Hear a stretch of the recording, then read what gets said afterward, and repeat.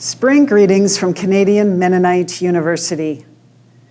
4 weeks ago, many of us heard these words from Genesis 3 at Ash Wednesday worship services.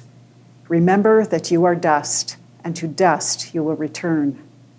2 weeks ago, the world came together in facing the stark fragility of life. Our daily habits of home, work, school, church, and play changed radically. The vulnerabilities of life and livelihood are apparent to all of us everywhere. We join with you in prayer for the world God so loves. With 2 days of retooling last week, all CMU winter term classes went virtual. We are grateful that the term will end remarkably well. Still, I ask you to pray for students. This is the heaviest time of the year. Writing final papers is tough slugging at the best of times, let alone with new strains. On top of that, all our Canadian students living in dorms had to move and reset their homes last week.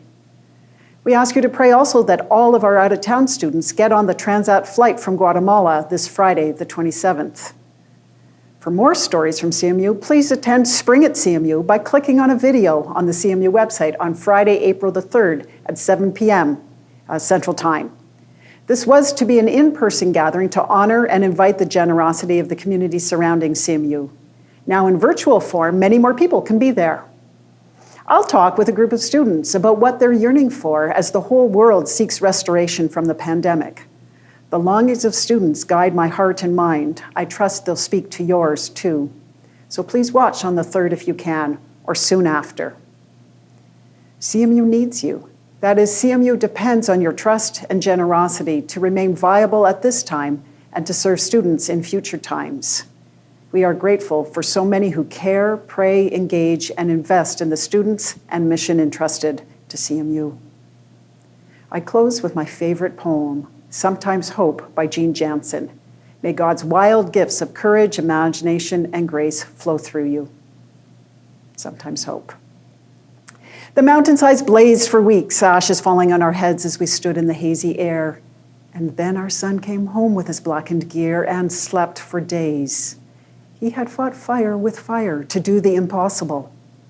Then we saw it, the giant black slash of stumps and grotesque postures, acres and acres where nothing moves or sings, where nothing waits.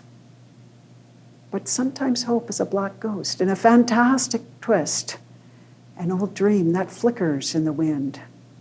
Not the worried twining of selfish prayers, but a reach for something extravagant, something holy, like fire itself, which in its madness devours the forest for the sky and then dreams a new greening, shoots everywhere, breaking through the crust of ash.